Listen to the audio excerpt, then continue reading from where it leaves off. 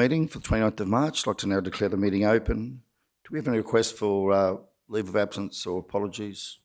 If not, we'll move on to the prayers. Just like to deliver this morning's prayers. Our Father who art in heaven, hallowed be thy name. Thy kingdom come, thy will be done on earth as it is in heaven. Give us this day our daily bread, and forgive us our trespasses, as we forgive those who trespass against us. And lead us not into temptation, but deliver us from evil. Amen. Councillor Duff, would you be so kind as to recognise our traditional owners? Thank you. Thank you, Mr Mayor. I'd like to acknowledge country and the land where we meet this morning, the Wok Wok land, and acknowledge the elders both past, present and emerging. Thank you. Okay, thanks Councillor Duff. Item 5, conflicts of interest. Anything to disclose, Mr CEO? Fine, may I go first? Yep. Yeah. Thanks, Mayor. So councillors would be aware towards the end of last year, November, December, with the EBA, it was raised with me whether I have a conflict of interest with a family member working for council. I voluntarily chose to step aside through that process. We have sought advice on it from King & Company, and have the advice with me if anyone wants to have a read of it. The long and the short of it, I've had the family relationship registered on council's office's conflict of interest since my family member daughter started working with council. There's strategies in place for day-to-day operations, but the question was raised about, particularly with regard to the EBA, whole of council decisions and where that conflict sits. So I've received advice, council's received advice that at the next available meeting, hence it's today even though there's no agenda item, could be addressed through registering the role and responsibility during collective bargaining is to represent council as constituted by its elected member, and therefore the CEO does not have to have the scope to act outside this. Furthermore, due to your daughter having no direct involvement in the bargaining process and registering the conflict of interest is sufficient as no restrictions are necessary due to the aforementioned process. Where a family member became part of the committee, that would be different for me as well. So a day-to-day management plan. So I've expanded out the day-to-day management plan, noted that. But for probity, Mayor, I'll step out of the room. I would like to participate in particularly the operational arm of the enterprise bargaining as we bring it to the end. So totally respect council's decision. So it is a council decision now whether I believe I can act in the organisational and public interest, but I will hand over to Mayor, you and the councillors to make that call and fully respect whatever the outcome is. Thanks, Mr CEO. We might ask you to leave the meeting. Now we'll deal with this matter first and we'll go on to other matters on this particular item. Okay, thanks, Mr CEO. So, Council, we've had the declaration of interest there by the CEO and the advice, legal advice. And so the opportunity is here now for Council to consider the matter. Do we have anyone that wishes to put forward a motion in relation to this? Mr Mayor, should I be in the meeting or should I leave, seeing as I'm...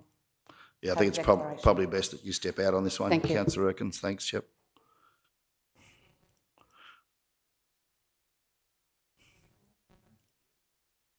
General Manager O'May, you are comfortable you staying in? You're going to step out as well? Yeah, I'm happy to go, Mr Mayor. My intention was not to be involved in the EBA and just step out when it's involved anyway, but I'm happy to step out for this as well. Okay, we'll acknowledge and respect that. Your intention is to not be involved as alongside Councillor Erkins. So, all right, councillors, does anyone wish to put a motion forward in relation to whether or not the CEO can participate moving forward? Councillor Jones. Yeah, thanks, Mayor. I'm happy to put forward a motion that the CEO is allowed to come back in and be a part of the EBA as he explained there. I don't believe that he will be affected in any way, shape or form, even though his daughter is a staff member out there. He explained it in his comments before he left the room, so I'm happy to put forward a motion that the CEO is allowed to participate on everything to do with whatever we're talking about, the EBA, I guess, the EBA. Is that what we're addressing in particular or as a whole?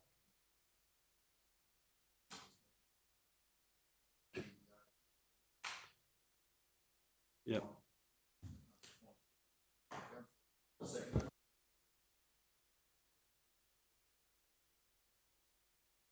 we'll go straight to the vote on this one. Those in favour? Yep, carried unanimously. Thank you all. Can we bring Mr CEO back and General Manager O'May and Councillor Erkins? Thank you. Okay, we'll just wait for the others to return, then we'll continue, councillors.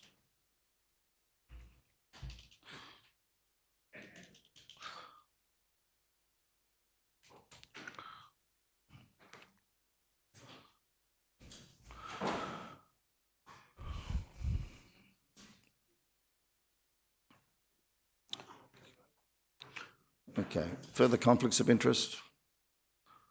Councillor Shoemaker. Thank you, Mr Mayor. I'd just like to inform the meeting that I have a declarable conflict of interest in relation to item 12.11, Staines Road, Blackbutt. The nature of my interest is as follows. The declarable conflict arises due to my husband and I owning land on Staines Road. I propose to leave and stay away from the place where the meeting's being held while this matter is discussed and voted on. Duly noted, thank you. Further conflict of interest matters? No, we'll move on then. Thank you, councillors. Right, item 7.1, minutes from the council meeting held on the 22nd of February. At page 7, recommendation is they be received and the recommendations therein adopted. Do we have a mover? Thanks, Councillor Henson. Seconded, Councillor Potter. Speakers? To the vote, those in favour? Carried unanimously. Thank you all. Okay, 7.2, go across to page 43, where we've got the minutes of the special council meeting from 20 February, and the recommendation is that those minutes be received and the recommendations therein be adopted. Do we have a mover? Councillor Duff, seconded Councillor Potter. Any speakers? To the vote, those in favour? Carried unanimously. Thank you all. 7.3, special council meeting 3 March 23 at 51. Okay, again, recommendation is that the minutes of that meeting be received and the recommendations therein be adopted. Do we have a mover? Councillor Henson, seconded Councillor Potter. Any speakers? To the vote, those in favour? Yep, all carried unanimously. Thank you all. 7.4, minutes of the special council meeting held on the 13th of March 23 at 57. And again, recommendation is that the minutes be received and the recommendations therein be adopted. Do we have a mover? Councillor Erkins, seconded Councillor Jones. Any speakers? To the vote, those in favour? Carried unanimously. Thank you all. Okay, 7.5, minutes of the Corporate Risk and Audit Advisory Committee meeting held on 23 February 23. That's over at page 63. And the recommendation is that the minutes of the Corporate Risk and Audit Advisory Committee meeting held on 23 February 2023 be received. Do we have a mover? Councillor Erkins, seconded Councillor Potter. Any speakers? To the vote, those in favour? Carried unanimously. Thank you all. That's all of the minutes confirmed. We'll now move on to 8.1, a notice of motion in relation to advocacy on the 25-year economic roadmap at 73.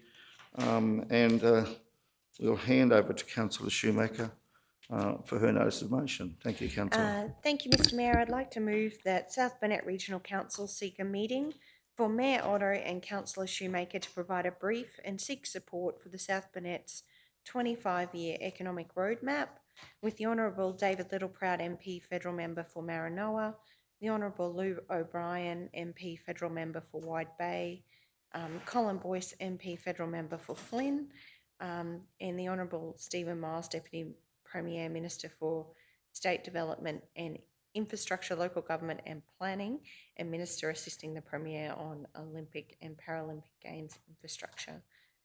Thank you, Mr Mayor. I'd like to move that motion. Do we have a seconder? Councillor Potter, thank you. Councillor Shoemaker. Thank you, Mr Mayor. Certainly to advocate means to obtain support from another, to help express your views and wishes to advance our goals as a region. By advocating for our cause, water security, we are putting a spotlight on the perspectives of those in agriculture who have been under-investing in infrastructure purely because they don't have the reliable water sources.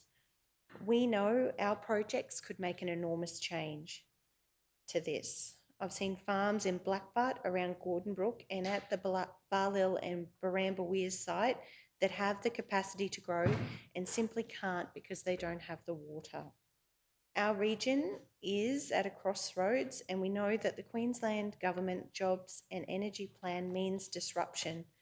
This could be a positive disruption provided the decision makers understand our position and the opportunities ahead. The National Water Infrastructure Development Fund was a federal fund and gave us as a region the opportunity to prepare the options analysis, the strategic business case and the 25-year economic roadmap. I would like the opportunity with yourself, Mr. Mayor, to go and share the learnings of this work with the following representatives, as I believe this economic roadmap cannot sit on a shelf. It's up to us to be knocking on the doors of government and to work with them to take advantage of the opportunity before us. This is the time to help secure our future, and I believe it's time we must invest to unlock the possibilities of what could be. I'm really passionate about this. I believe every conversation we've been having with government has been really positive, and there is a unique opportunity for us to leverage some of the funding available to continue advancing this work. So I'd like to see us continue to work our way through the Cabinet to provide an update to our federal members and to be actively engaging with them, because as we know, the water and the assets currently owned by the state government in our region are of strategic importance and do offer a different future and certainly future prosperity for our region. So I'd very much like to work with you, Mr. Mayor, in advocating our position. Thank you, councillor. Do we have any further speakers? No? Okay. Councillor Erkins. So, through you, Mr. Mayor, I'd just like to ask, in this proposal, I understand that the water that comes from Toorong and is released into Meander Creek then feeds into Barker's Creek. That has a big impact on irrigators on Barker's Creek, and I'd just like to make sure that that will be in the plan that we're talking about to ensure that those people that are irrigating now from Barker's Creek using water that is released into Meander Creek from Toorong will be included in that. Councillor Shoemaker. Certainly recognise that connection, Councillor Erkins, and in the discussion we recently had with the Minister for Water, we suggested that there was actually for the 25-year economic roadmap to really evolve, we need to do some detailed demand assessment work, which really looks at that water source carefully, from the source being Bundoomba all the way into our region to Toorong and then also through to Blackbutt. So with the regional economic transition funds, the fund that the state government has announced, there may be an opportunity for us to leverage some of that funding through the Department of State Development to do some of that demand assessment work. And I am currently preparing a proposal that I'll bring back to Council for consideration as to how we might go about achieving that outcome. But it is something that hasn't been carefully looked at in the economic roadmap, but I know it is something that is all on our minds in terms of that strategic water asset and what could be into the future. So it's something I think we do need to do more work on, and certainly acknowledge your points. Further speakers? Councillor Duff. Thank you, Mr. Mayor. Just mindful of those, this Honourable David Littleproud, Lou O'Brien and Colin Boyce are all in opposition, so there's probably at this point not a lot they can do, except for, I guess, lobby the current government, federal government. Just thinking maybe for practicality, just some of those meetings could be perhaps Teams meetings rather than just actually going down and meeting with them individually, because that'll take up a fair bit of time trying to get those appointments, and yeah, just mindful that they are in opposition. Just thinking maybe just for practicality, that was all. Any thoughts on that? Councillor Shoemaker.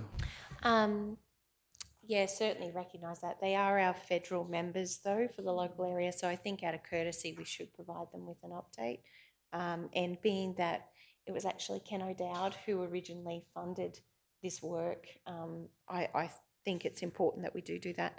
Personally, I think this is about building relationships and actually putting some time in the calendar to go to their federal offices. I wouldn't propose going to Canberra is a good idea, although the Mayor is going to Alga this year. Perhaps it's something that could fit in around the Alga schedule. So I personally think if you're building relationships with representatives, we do need to get in a car and go to their office and sit down and meet with them face to face.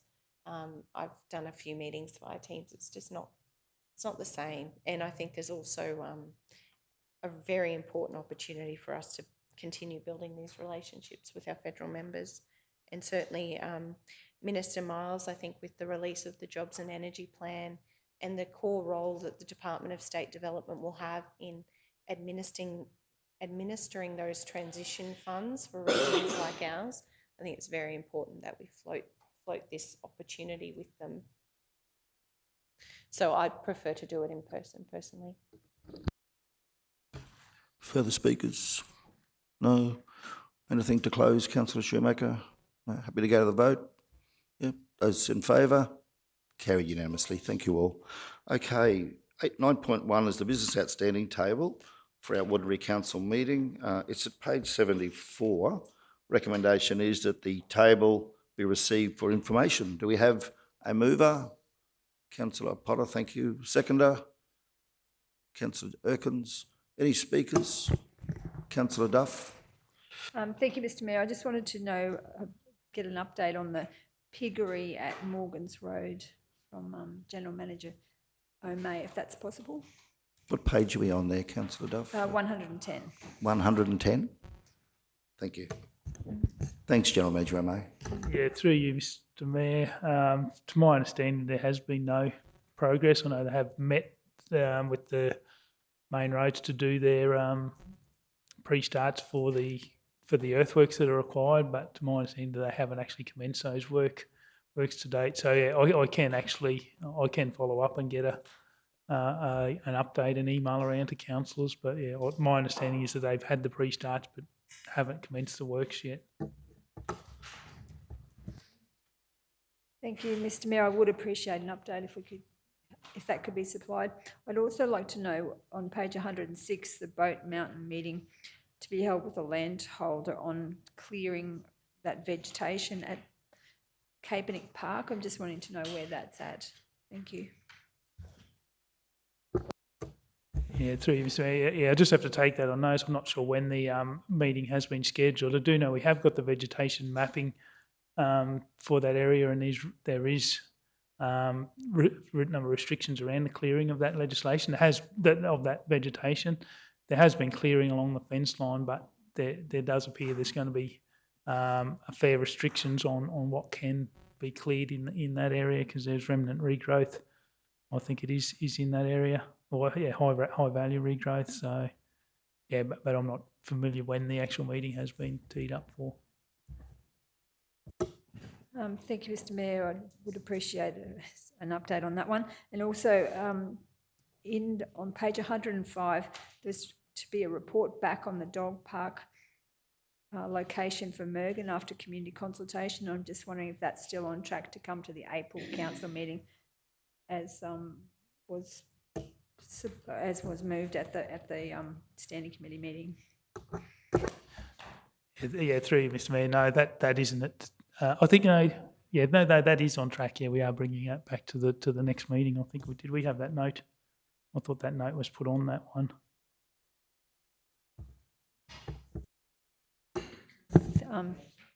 That was page 105. Is it there? Yeah, no, I think that's to come back to the next council meeting. So that's on track. Okay, no, I have no further questions. Thank you. Thanks, General Manager O'May. Anything further, councillors? Happy with that? We'll go to the vote. Those in favour? Carried unanimously. Thank you all. Councillors, before we move on to section 11, Pastor Andy has joined us. Pastor Andy, would you like to come up and share a few words, perhaps, and in a morning prayer with us?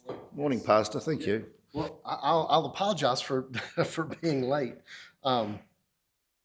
Just wanted to share a verse out of Proverbs, chapter 11, verse 14. It says, "Without wise leadership, a nation falls, and there's safety in having many advisors. And so I just wanted to encourage you with that and to just say thank you for your leadership in our community. Let me pray for you. Heavenly Father, Lord, I thank you so much for these servants for our community, these leaders in our community. And Father, I want to pray that as they continue to meet this morning, as they talk and discuss just the future of our community, Father, I pray that you would guide their minds and their hearts. I pray that you give them wisdom to make the right decisions that are best for the community. And Father, we pray for you to continue to bless them as they serve the people. And I know, Lord, that's oftentimes really difficult because with a lot of people come a lot of different opinions and ideas and thoughts. And Father, I just want to pray for you to encourage and strengthen them. Father, I pray that you'd guide them to make great decisions. And we pray this in Christ's name. Amen. Thanks for your kind words, Pastor Andy, for your lovely prayer. We imagine you've got a busy day, so we'll fully understand if you have to leave. Yeah, thank you. Okay, so we're up to section 11, Council. 11.1 is Acting Chief Executive Officer. That's at 114 in the agenda. And we do have a recommendation there that, I'll just read that out, pursuant to section 257 of the Local Government Act 2009, South Bennett Regional Council, 1, delegate, sorry, am I on the right page? Oh, no, I haven't, sorry.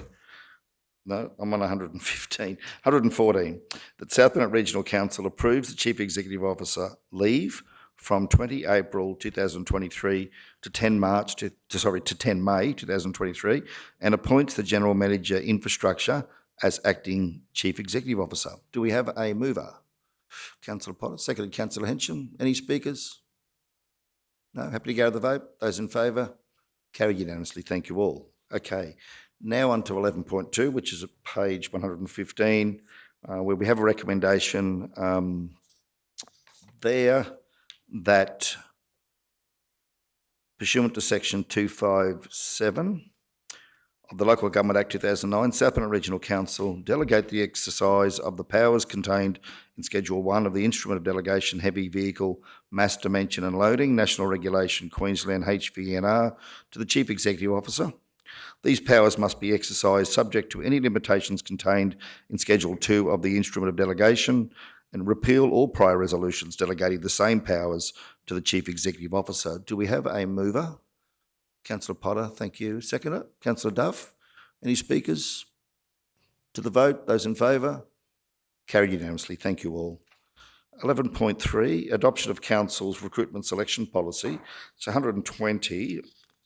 And the recommendation there is that the South Bennett Regional Council recruitment selection policy, statutory 014, be adopted as presented. Do we have a mover? Councillor Potter, thank you. Seconder? Thank you, Councillor Shoemaker. Any speakers?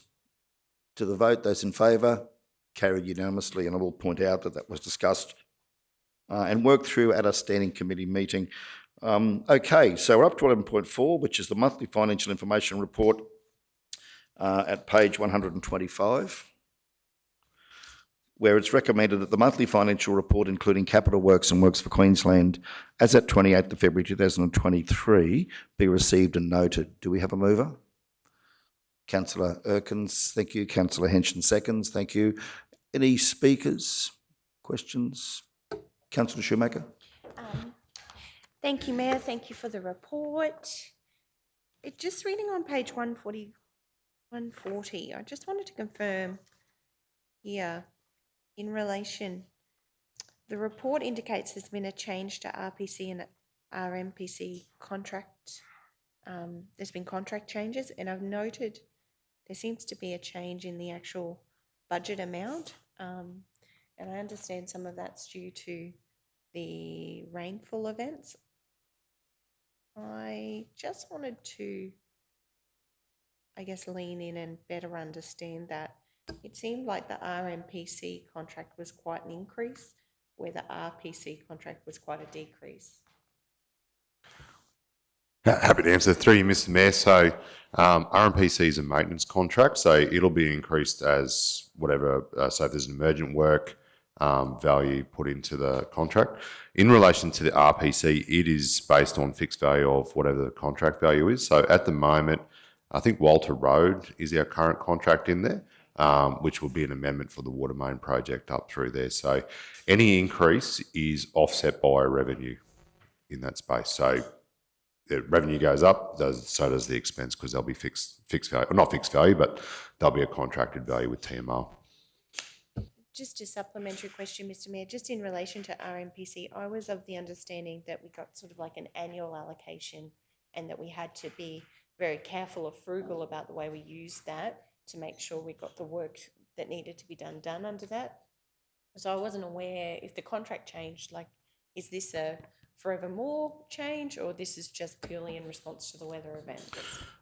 No, through you, Mr. Mayor, without going through the individual figures, the increase in that space is two reasons for that. There'll be emergent works that's paid to us underneath the RMPC.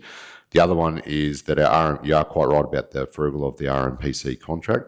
We are currently at the limit of our RMPC contract. So what happens in that case is we then, similar to what I went through previously, we go to what's called safety and principle directed work. So main roads will periodically increase that contract as required, and it's normally done over an averaging of a number of years. So if there's a substantial forward spend, they may seek to reduce by a balance in the following year, and then vice versa, they may bring some forward. So they call it 2-year averaging. So generally at the moment, what you'll find with RMPC is that we are doing safety works and principle directed works only at this point in time until the contract is renewed in the 1st of July, in which case then we'll go back to negotiating what works additional works we may do inside the schedule. Thank you. And in understanding that, so the service level for RMPC, it was my understanding that's where the slashing sort of provisions come from. So would we not be slashing until the end of the year, or that's considered safety work? Yeah, so with that through, Mr. Mayor, so similar to the intervention level, so once it reaches intervention level, we'll slash at principal direction. Okay. They may wish to wait till the intervention timeframe is used up. I think it's 6 months or something like that. So what that means, we won't do any additional slashing on the network unless it's principal directed at this point in time. Okay. Yeah, thank you for the clarity. Thank you, Councillor. Thank you, John Major. John Major, just clarifying on that point of discussion. So you were saying 6 months. So just for the community's benefit, if it reaches intervention level, which is the 700 millimetres, I believe, please correct me. If we reach that point, does DTMR then have 6 months after that to do the works? Is that what you're saying?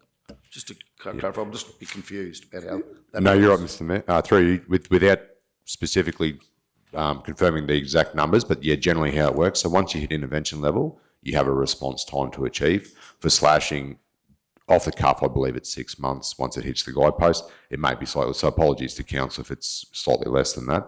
But generally say, yeah, for the community's benefit. So once it reaches a certain height, there is a period of time that council has to do that works underneath its contract. Main roads may direct it to be done earlier. In some cases they have. But generally, unless it's a major safety issue, it'll be put on program to be completed through that interval. Otherwise, every time they could be up for 4 or 5 slashes a year, essentially, on the network. So, does that make sense, Mr. Mayor? Yeah, that clarifies it. Thanks, GM. Further speakers?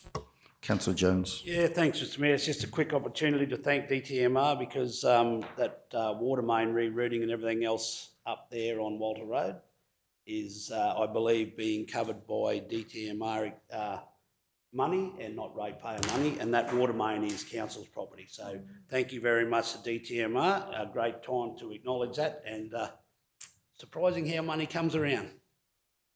Thank you.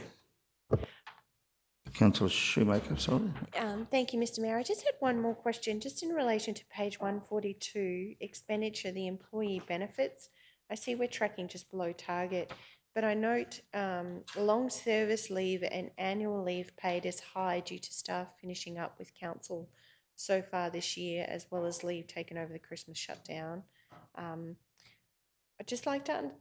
like to better understand staff turnover how we're tracking in comparison to previous years and against the sector. And I was of the understanding we might actually report this information to LGAQ, so it's probably a question on notice.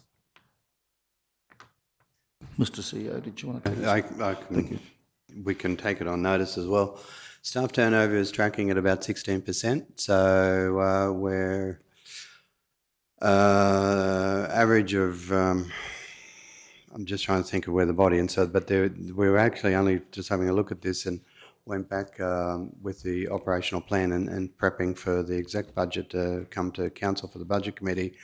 There's an average turnover within councils, and I'm not sure if it's our category or a bit broader, of 24%. So we're actually tracking this year under the council average. We have in our workforce an age demographic, as far as, which has been a great thing because of the years of experience, and councillors would have been at the presentations for the 20+ years service. So as a number of those staff, and there's quite substantive long service leave balances in there, which have been accrued quite rightly over a long period of time. As those staff retire out of the system now, that will continue to run, I suspect, a little bit higher than what has happened in previous years. Yeah, so I'm not sure, Council, what reporting to the LGAQ, we reported as statutory information in the annual report, so there's quite often. We certainly work with LGAQ in this space, and the People and Culture Manager goes to the odd workshop and HR meetings with them. But yeah, is there anything further? No, I was just of the understanding that as a state, like across all 77 councils, that they sort of did collect this information. Perhaps I'm misinformed. And sort of like just kept a bit of a measure on how the sector's going across. Yeah, I'm curious because we know we're talking a lot about challenges to attract staff. I know for a fact I've had to sadly say goodbye to a number of really good council staff who've chosen to leave the organisation. So I guess it's just a check on how we're actually tracking. Yeah, thank you. I'm just wondering if it's you're probably not misinformed as far as, well, you're not misinformed. There's the local government comparative data as well that the department collects, which is all 77.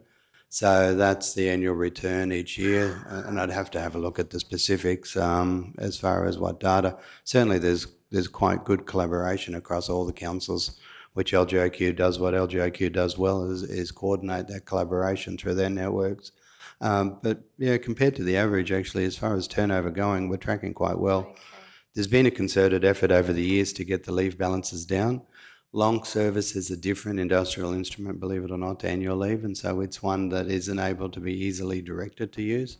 So it has its own framework around it. So it tends to be a higher balance because of the industrial framework, and again, particularly because of the demographic of our staff. So what you're seeing is there is, as I said, in these numbers, is certainly a number of very highly skilled and great staff that are now hitting retirement age and choosing to retire.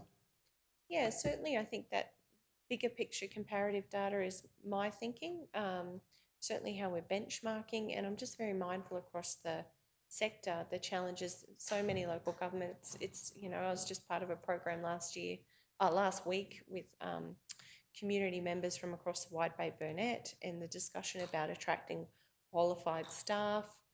And I can certainly see, you know, the importance. We can set any strategy in the world, but if you haven't got good people delivering on that, then you can't achieve those aspirations. So I guess just taking that bigger picture helicopter view, it was interesting to read. We had paid out so much long service and annual leave. So yeah, I'd like to dig a little bit deeper on that one. Question on notice? Yeah, thanks, Mr. CEO. Any further speakers on the monthly financial report? If not, we'll go to the vote. Those in favour? Carried unanimously. Thank you all. Okay, so we're tracking fairly well. We'll keep going on now to 11.5, Council Resolution on Short-Term Labour Hire at 167. Recommendation is that South Burnett Regional Council resolves it is satisfied that it would be impractical and disadvantageous for Council to invite quotes or tenders due to the specialised and confidential nature of the services provided to Council by the below list of short-term labour hire providers. Do we have a mover? Councillor Potter, thank you. Seconder? Councillor Erkins, thank you. Any speakers? No speakers? To the vote, those in favour? Carried unanimously, thank you all. 11.6, Southland Regional Council 2021-09 healthcare providers. That's at page 189.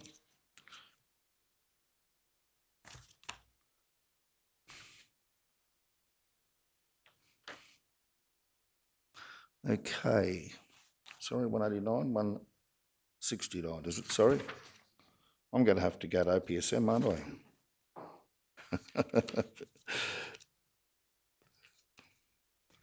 Right, 169. So the recommendation there, Council, is that South Burnett Regional Council approve the list of new providers to be included in the register of providers for healthcare services in alignment with the tender consideration plan adopted on 19 August 2020 in accordance with section 230 of the Local Government Regulation 2012. Do we have a mover? Councillor Potter, seconded Councillor Henson. Any speakers? Straight to the vote. Those in favour? Carried unanimously. Thank you all. Okay, we're up to section 12 now, Council. First item is 12.1, preferred supplier arrangement for line marking. That's at 171, where the recommendation is that based on the evaluation panel's assessment of all offers, South Burnett Regional Council appoint both Stewart Concrete Cutting Services and Suncoast Road Marking as preferred suppliers for the supply and delivery of line marking services for a 24-month period. Do we have a mover? Councillor Shoemaker. A seconder? Councillor Erkins. Thank you both. Any speakers? Happy to proceed to vote. Those in favour? Carried unanimously. Thank you all. 12.2, road resurfacing and maintenance preferred supplier at 179. Okay, the recommendation is there that based on the evaluation panel's assessment of all offers, South Burnett Regional Council appoint RPQ Spray Seal Proprietary Limited as preferred suppliers for the road resurfacing and maintenance for a 24-month period. Do we have a mover? Councillor Duff, seconded Councillor Jones. Thank you both. Any speakers? Councillor Erkins. Through you, Mr. Mayor. Could I just ask, on these panels, how do they select, how are the people on the panels actually selected?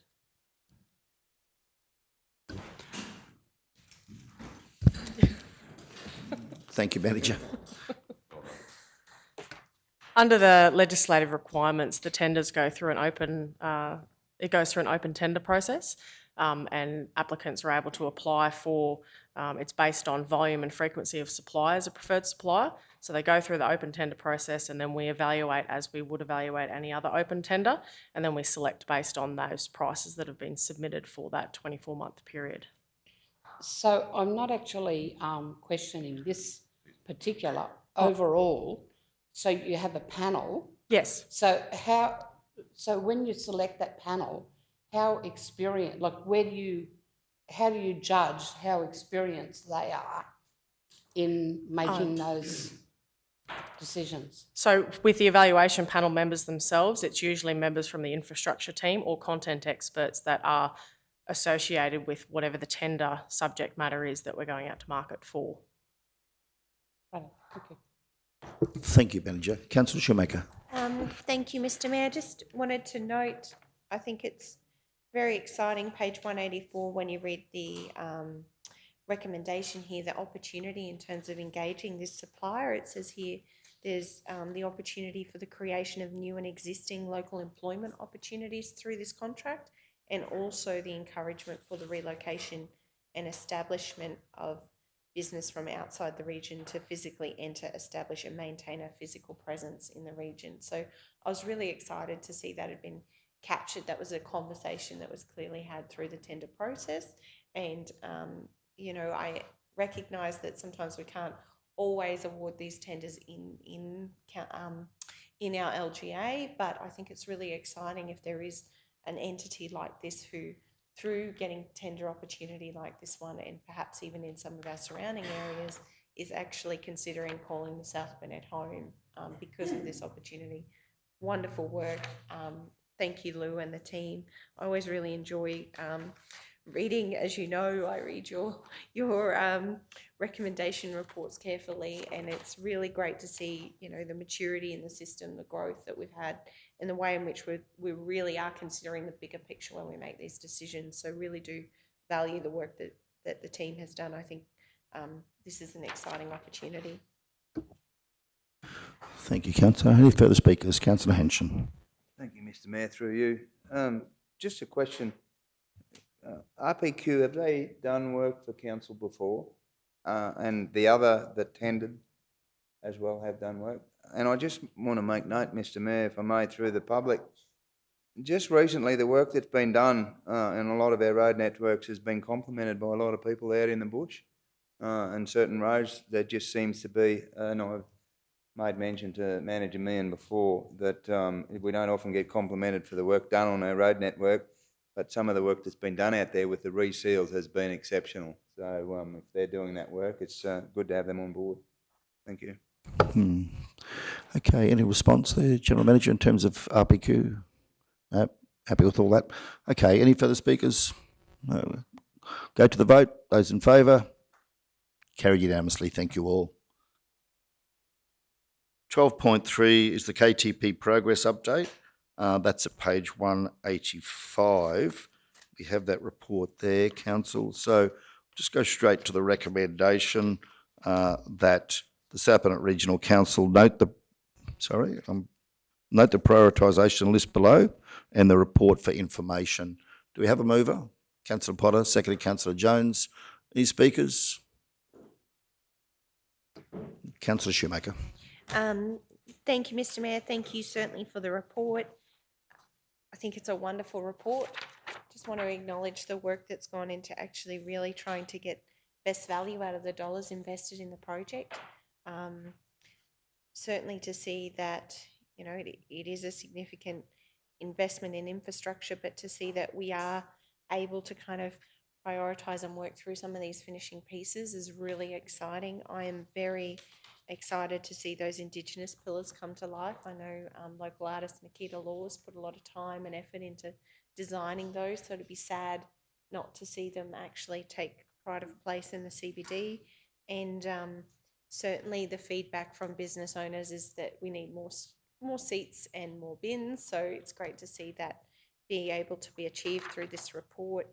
And yeah, I just had a question just in terms of the official opening or when the project is planned to be completed, and what an official opening, or if there's any discussions about what that might actually look like. General Manager Meehan. Thanks, GM. Through you, Mr Mayor, in regards to the official opening, haven't really thought probably too far ahead of that one. Probably happy to work with the divisional councillors if that's what council wanted, and the portfolio councillors, or however council wanted to do that. Probably expectation would be probably when it just warms up a little, probably early in the financial year, maybe in September or something like that, which will allow council to do something during the day or in the evening. In regards to the project, we expect that majority of elements will be in by 30th of June.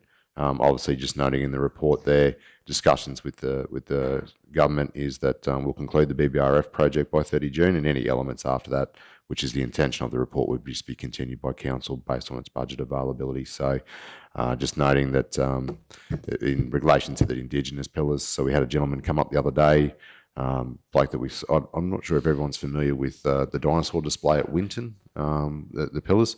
The gentleman came up the other day, he's had a look at Nikita's drawings, and we'll be engaging with him and other suppliers to see what options are and what sort of time frame we can get them in. But we'll be keen to get a majority of those elements in as soon as possible, but there might be a little bit of lead time depending on how complex they are. Thank you, GM. We'll stay with Councillor Shoemaker.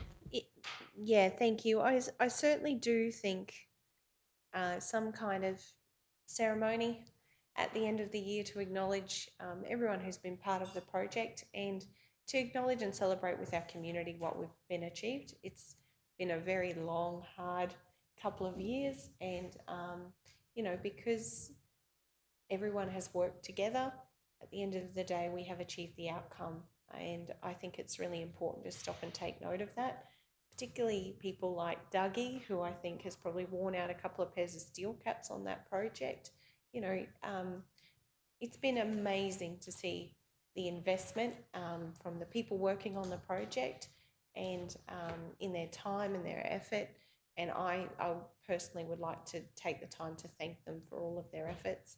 I know during the construction of the project, I've seen things like Dougie and his crew unloading delivery trucks for local businesses, you know, doing buying their lunch from wherever they were impacting to try to help that business. You know, I know it's been hard, but I also know there's been a lot of goodwill, and I know everybody has worked really hard together to try to really lift the profile of our CBD, and to certainly see the lights starting to come on and some of these finishing pieces added, I think is really exciting, because unfortunately so much of the spend, as we've seen through the reports, has been on the things underground, which you don't necessarily get to see every day. So thank you, GM Ian, to you and the team for your work on this, and I look forward to being able to thank you all personally.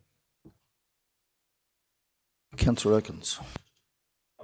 Councillor Potter, sorry.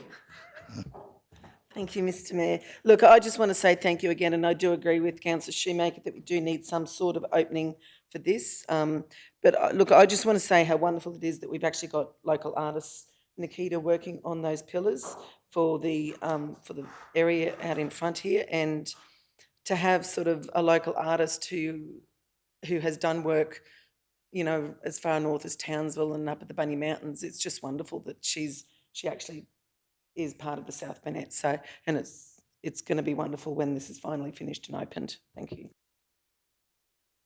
Further speakers? No? Happy to go to the vote? Okay. They've had enough raps? Okay. To the vote. Those in favour?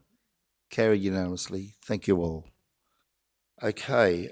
Council, the next item is 12.4, Kingaroy Street alfresco occupancy at 186, where we have a recommendation there, Council, that, of course, this is from the committee resolution.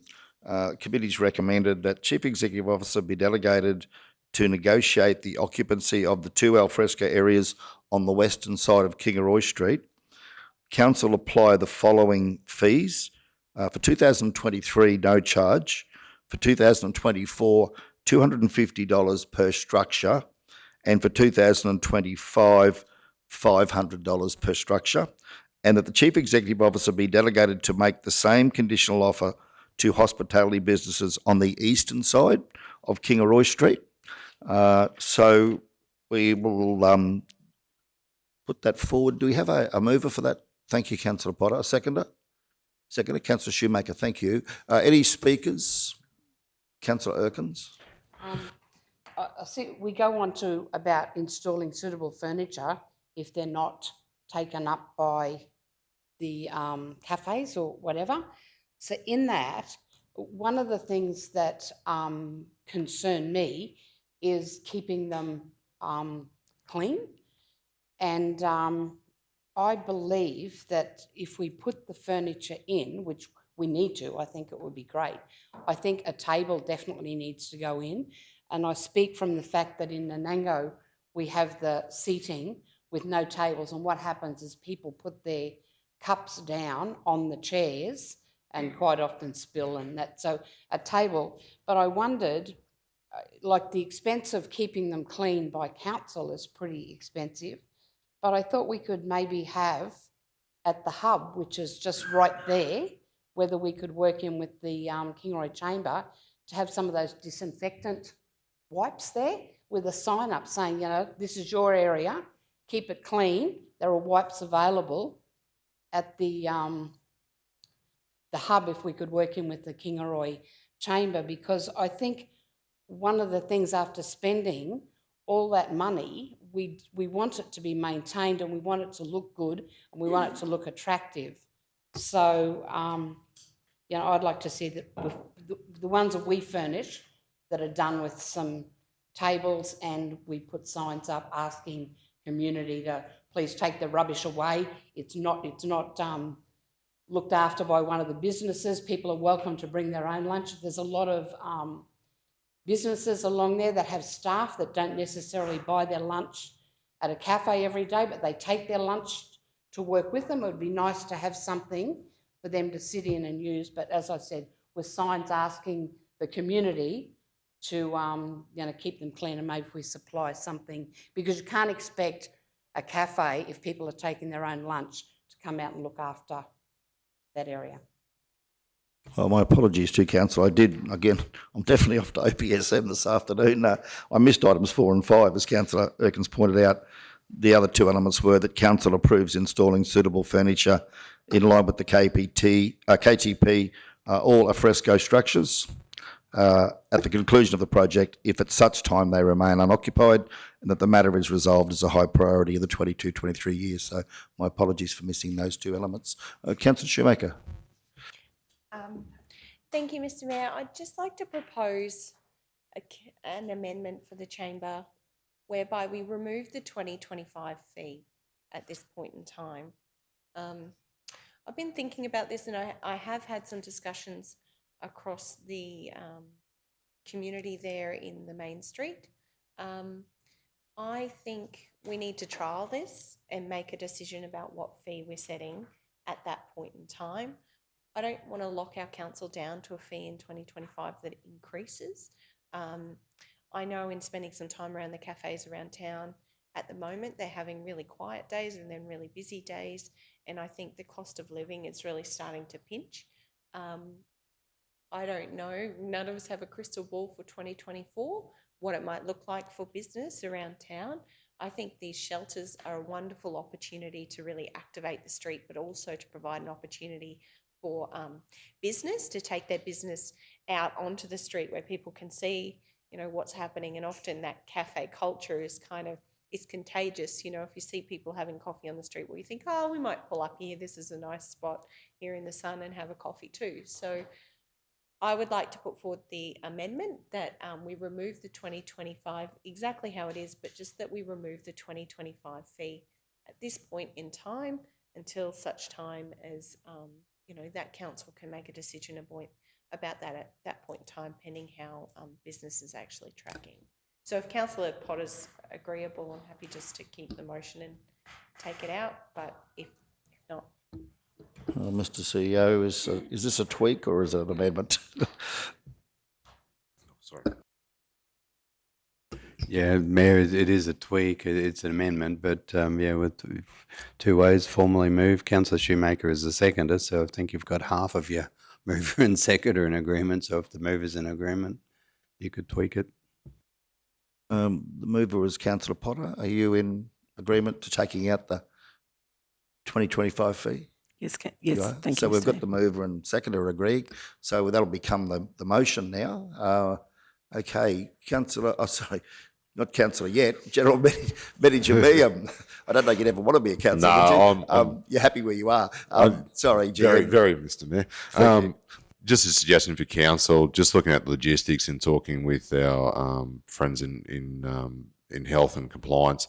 Just wonder if council be considering just make that /24/25 because it will be levied for that financial year if that's okay.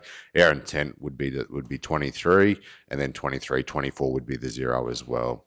Yep. So if just suggestion of the intent would be make it /24/25, and that would pick up the financial year if that's okay. So we've got that change. Kimberly's got that. We're comfortable with that. All parties are comfortable. Okay. Any further speakers? Councillor Jones. Yeah, Mayor. Look, this one, totally get what this is trying to achieve, but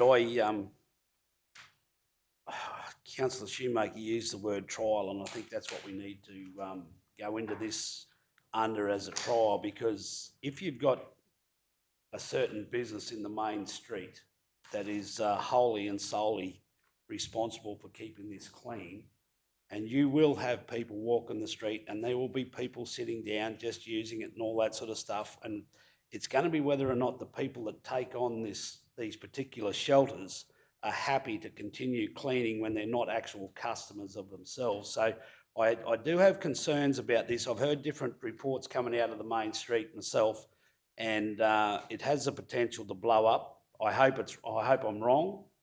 But I just see that, I know myself, I'd be hesitant in going into a structure like that, knowing that you've got other buildings beside you, other businesses that sell food and drinks and all that sort of stuff, and people that go in there and buy something see a seat sitting straight outside in a public area, and yes, it's got signs on saying these belong to such and such a building and they're responsible for the cleaning and all that sort of stuff. It has the potential to just not work out right. So I think that we do need to go into this with the understanding that it is a trial, just to see where it does land. I'd love to see a business be successful in there.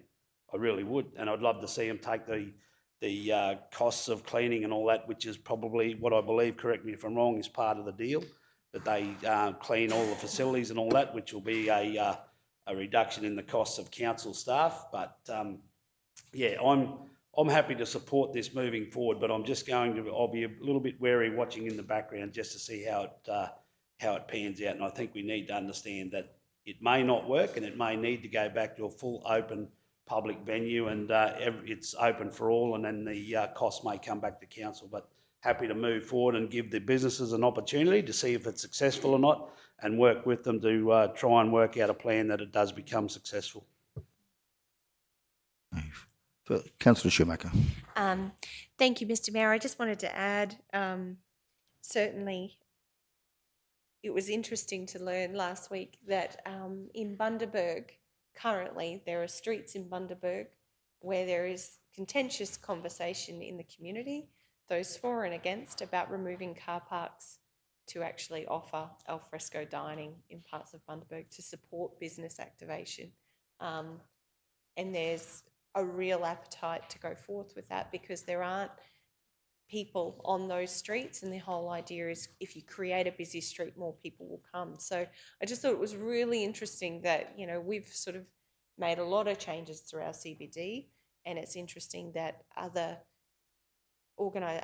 places like Bundaberg are actually looking at some of these opportunities and considering what they might be able to do. So yeah, just think this is a wonderful opportunity for our local businesses to really try to shine and to certainly offer something, that level of livability to our community by being able to pull up and have a coffee on the street is quite exciting.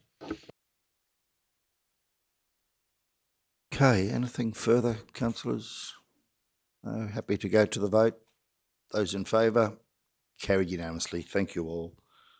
12.5, Kingaroy CBD parking restrictions, community consultation, page 188, where we've got the recommendation there, council, that, of course, from the committee discussions, that South Burnett Regional Council, one, introduce time-limited parking as per the revised layout of P30 time-limited parking in proximity to Australia Post, as outlined in attachment 2, based on business and community feedback received during consultation. B, revised layout of time-limited parking within the Kingaroy CBD as outlined in attachment 3, based on business and community feedback received during consultation. And C, install relevant traffic signage as per the above referenced layouts to regulate parking. 2, develop an interim local law to regulate parking to give council power to enforce traffic signs while council develops a local law. And on to 189. 3, make a local law to regulate parking in its local government area in conjunction with the review and development of council's local laws as part of the 23-24 operational plan. Do we have a mover? Councillor Potter, a seconder?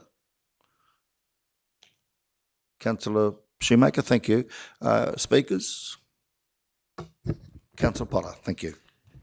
Yeah, while I think this is a good idea, I'd just like to have this reviewed in 12 months' time to see how it's going, because this is something that's going to be a little bit contentious within the community, I feel. So I would like to review this again in 18 months' time, just to see how it's going with the community and the feedback and everything.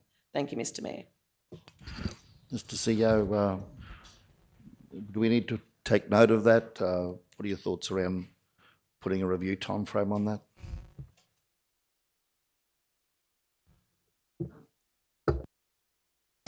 Thanks, Mayor. Yeah, the review, easy to do the review in 12 months' time. It's whether you just wanted added a fourth stop point and conduct a 12-month review. With the mover and second that and be the a- leave of the meeting. Yeah, Yes, okay, thanks, good. Mayor. Thanks, yeah, so councillors Potter and Schumacher, happy to put it to item 4, that a 12-month review be undertaken. Yeah, good, thank you both. Okay, further speakers. Who was next? Councillor Erkins? Thank you. Through you, Mr. Mayor, I don't actually see how long we were making that parking for in the rest of the area. Thanks, General Manager. Yeah, through you, Mr. Mayor. So that'll be per the attachment that was presented at the standing committee as part of that resolution when the committee made. Sorry, Jim. 3 hour. 3 hour.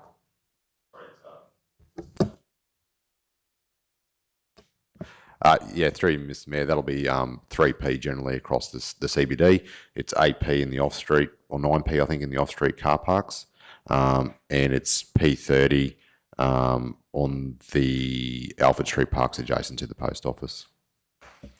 One of the other concerns, I was under the impression that we were actually going to be putting signs up and I didn't think we were actually going to make it a law as such. I'm a bit concerned that, again, are we going to be spending more money enforcing something, or are we just really asking for community, cooperation in this? Through you, Mr. Mayor. So council can install signs underneath the Torum, so underneath the A, but to enforce them, council actually requires a local law to be able to issue a parking ticket. In the report previously, and what we had discussions we had with Peter and his team prior to that, it would be just spot compliance. Generally, we're not looking to enforce parking restrictions and have, similar to other towns where you might have parking officers all day, every day. It would be basically as per, if we received a complaint or a spot compliance check from time by time. Really, with all these things, similar to other issues that we have in CBDs, we ask for, a bit like you said before about keeping it clean, we do ask for community support. It's not there to be regulatory. And then the note that I made also is that the parking is free. It's not paid parking. So we're not looking to make money or anything like that. Just looking to get it in and then get Peter and his team capacity if they went through there once a month if we got a complaint from an area to try and keep it, encourage compliance, I suppose. Yeah, that was, I just want to make that clear that we are encouraging people to do it. We're not actually going to be fining people for doing it, because I just think that will make us more bad friends than, As I said, it's more about encouraging people to do the right thing and have some consideration for businesses that are trying to, conduct a business. And the bottom line is that anyone who is parking there for more than 3 hours is probably employed by a business in the area. So long as they understand the rules and regulations, and we're not looking to be out there fining people and, making more bad. Okay, Councillor Hinchin. Thank you, Mr. Mayor, through you. Just a comment, and I would like to see this chamber take on board, where it states a revised layout time, limited parking within the Kingaroy CBD. I'm sure everyone in this room has been smashed in relation to, and this comes back to develop an interim local law while council develops a local law. I would seriously like to see something implemented there in PWDs, because we get smashed on that, where people park in PWDs that have no certificate in that space, and there's a bit of work to do in this space. So I'd like to note that PWDs also come in relation to the conversation or the regulations we might make in a local law under these parking arrangements as well. Thank you, Mr. Mayor. Thank you, Councillor. Okay, any further speakers? Councillor James. Yeah, Mr. Mayor, this is another one. I've sat on the fence all the way along on this one. I'm with Councillor Erkins on this. If we go down and, as the General Manager said, we'll just get our Pete staff to run through and enforce it once a month or whatever, if I'm standing down there and there's no penalty or whatever, and you've got whatever you've got there, and I say to you, well, no, I'm not moving my car, how do you go about that? What happens there in that situation? If there's no penalty, you want community cooperation and all that sort of stuff, and you can't enforce it unless you've got the signage up there. How are we progressing this? Because I can see this unless, and I don't want to go down and ever see Kingaroy unless it gets to the stage where it's big enough and all that sort of stuff and reaches Toowoomba and it justifies a fine for parking and all that sort of stuff. I just go back to the fact that we spent all that money in Albert Street car park behind the banks. We've done George Street up here. And I've said before, you go and walk from George Street down into the town centre, you go and walk from underneath the car park to the front door of Woolies and you walk just as far to get to the town centre. And if you listen to people, and people don't want to hear this, but if you talk to the businesses in the town, they're all accusing each other's staff for parking in the streets and whatnot. So I think we need to put a strong message out to the business people to try and get their cars or their staff cars out of the main street. I think if you walk down that street, you would find a number of staff parking in that main street all day, and that's what's creating our problem. I think that's what we try and need to address. And yeah, I don't have any issues with the car parks and all that in front of the post office. I think that's a good idea. But me personally, if someone come to me and said, and I knew that there was no fines or anything like that, and if I wanted to be a real stubborn person, I could just say, no, well, I'm not going anywhere, mate. I need to stay here. I've got more business to do. How do we get around all that? How are we going to... And I don't want to see the staff going down there and be confronted by some person that gets aggressive when we're making decisions to put them in that position. So I just want a bit of clarity on how we're going to deal with situations like that, or get your community cooperation and that sort of stuff, and maybe I'm happy to go with whoever wants to go down the street and have a chat to those people in the main street saying that's, everyone tells me that the staff are parking in the street. So I just don't know where we're going with this one. Yeah, through Mr. Mayor. So probably a couple of parts of it. So underneath the Torum Act, signs will be installed. So Mark's puts them up. So that will be signed just like any town, essentially. What will happen is if we receive complaints, you're quite right. I think a lot of the feedback we've got is from people parking long term. That's why we selected 3P, because if someone starts there at 8 o'clock, that means they need to be gone by 11. They can't hang there till 12 or 1. What will happen is if their cars, if we receive a complaint, particularly say if there was a area in Kingaroy Street where we had staff parking from different areas, we would ask the compliance officers to go through and basically issue an infringement notice to those vehicles. It's an education process as opposed to trying to use a big stick. At the end of the day, if people are doing the wrong thing, they will get an infringement notice. So the idea is that we have powers under local law that we can issue notices if we need to. We're not talking about parking officers walking up 7 days a week or like Brisbane or Toowoomba. It's purely, and I've seen this in other towns where the parking officers will go through once a month and they'll just do a check on a Friday morning or something like that where they've got a complaint because businesses are parking in front of each other's shops and those sort of things. So I think the big thing is that, like anything, if you've got a sign up though, you ask for 90. It's like a speed limit. If there's a speed limit up, 90% of people do the right thing. Parking is the same. So you ask for people to be responsible members of their community, just a bit like the PWDs. And I'll just note that report comes up next. A lot of the issues that we have in relation to PWDs is people parking in there without a permit. This will also give us power to basically issue infringements. I will add though too that at any time too, once those signs are installed, you can be issued an infringement by Queensland Police Service also at that time as well. So including PWD. So, and that's a discussion we'll be having on our regular catch-ups with our colleagues. Thank you, General Manager. Councillor Potter, anything to close before we go to the vote? No, thank you, Mr. Mayor. Okay, let's go to the vote. Those in favour? Okay, got everybody? Carried unanimously. Thank you all. Council, we've got a mental health resilience event at Nanango, Ringsfield House at 10 o'clock. Are we comfortable with adjourning and then resuming at 11:30? Give us time to drive over and back? Yeah, so someone like to move that we adjourn? Councillor Henschel will move that we adjourn. Secondly, Councillor Potter. Those in favour? Carry unanimously. Thank you all. We should be back at about 11:30, I'd expect, for members of the gallery. Thank you. Carried unanimously. Thank you all. Welcome back. Okay, just going to move a procedural motion that we escalate item 16.1 to the next item on the agenda. Do we have a seconder? Councillor Henschel. Those in favour? Carried unanimously. Thank you all. 16.1's at 2:35, And the recommendation is there that Separate Regional Council approve the recommended list of providers for the SBRC 2223_09 Parks and Open Space Maintenance Pre-Qualified Supplier Register, established in accordance with Section 232 of the Local Government Regulation 2012. Do we have a mover? Councillor Henson, seconded Councillor Duff. Those speakers? No. Any questions for our officer in relation to the recommendation? Parks and open space maintenance. No? Okay. Looks as though we're going straight to the vote. Those in favour? Carried unanimously. Thank you all. Thanks, Louise. Okay, we'll move back to 12.6, Kingaroy CBD PWD parking review.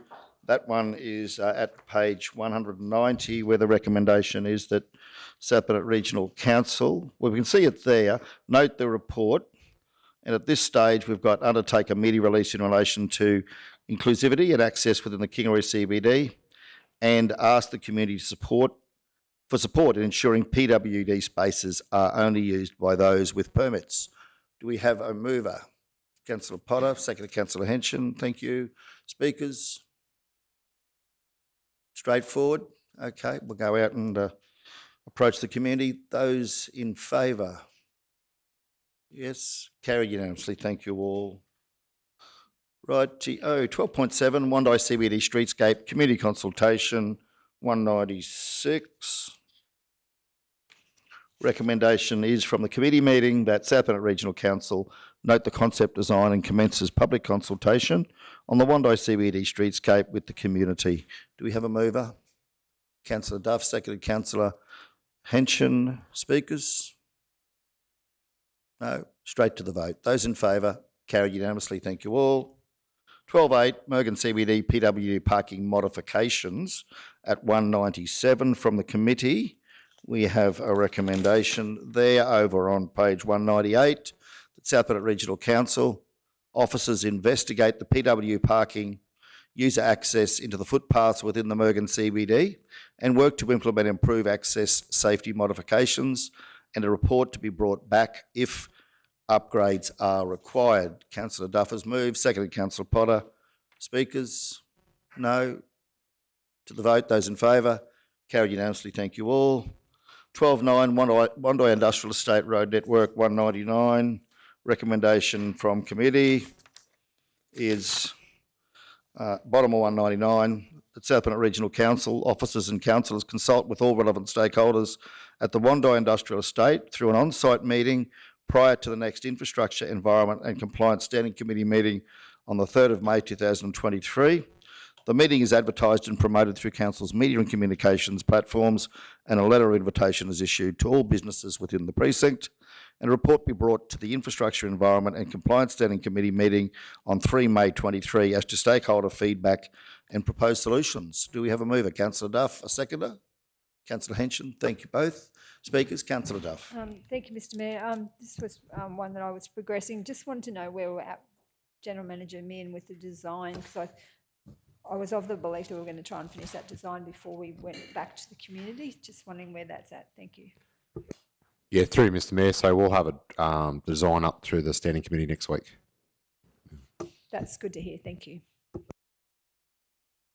Further speakers? Okay. Shall we go to the vote? Those in favour? Carried unanimously. Thank you all.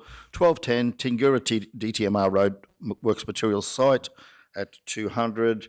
Recommendation from the committee is that South Bennett Regional Council officers liaise with DTMR as to removing or relocating the roadworks materials site located on Bunya Highway Road Reserve within the village community of Tingura in front of the Tingura Hotel. Pursuant to such, council undertake rehabilitation works to level the site, apply top dressing, regrass the area and seek financial support from DTMR to assist with the cost to complete such works, and a report on this matter be brought to the Infrastructure, Environment and Compliance Standing Committee meeting on 5 April 2023. Do we have a mover? Councillor Duff, thank you. Seconded Councillor Henson, thank you. Any speakers? To the vote, those in favour? Carried unanimously, thank you all. 1211 is Staines Road, Blackbutt. Councillor Shoemaker, I think, is going to leave the room. We'll note that. This one's at page 201, Council, where from the committee we have a recommendation that the unmade 2 kilometre section of Staines Road up to the intersection with Packer Road and the connector road from Gilliland Crescent to Staines Road are reclassified as formed roads, and works undertaken prior to 30 June 2023 to bring up to a trafficable standard subject to appropriate approvals required. Do we have a mover? Councillor Jones, seconded Councillor Duff. Thank you both. Speakers? No, we've discussed this at the committee meeting. Shall we go straight to the vote? Those in favour? Yep, got everyone? Carried unanimously. Thank you all. Okay, 1212 is Nistram Road. We'll now bring Councillor Shoemaker back. Thanks. And then we'll go straight into 1212. It's at 203.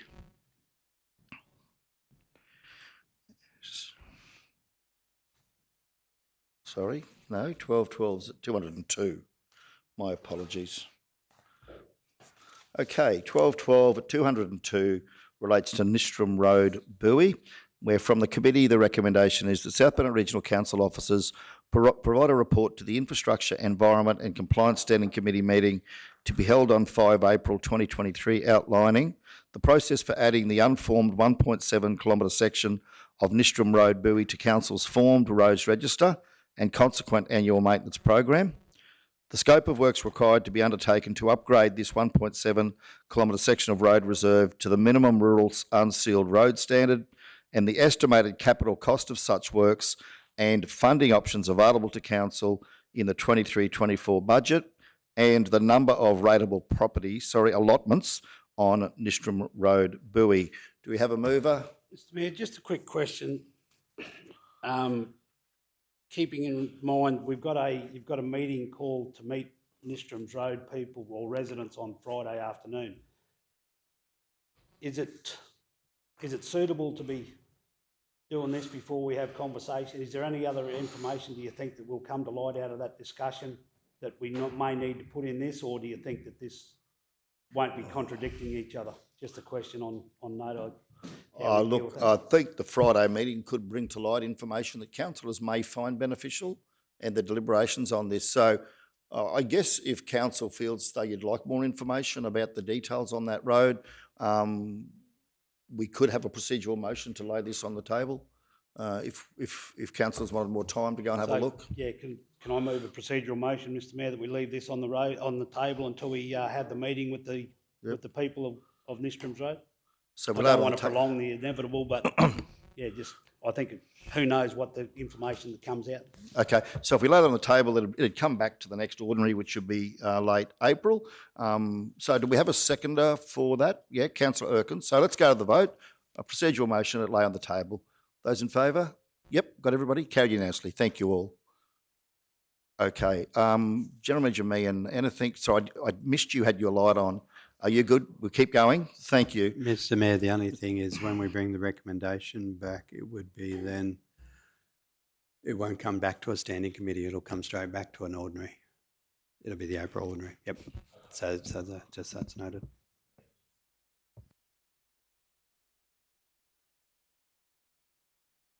Light, sorry.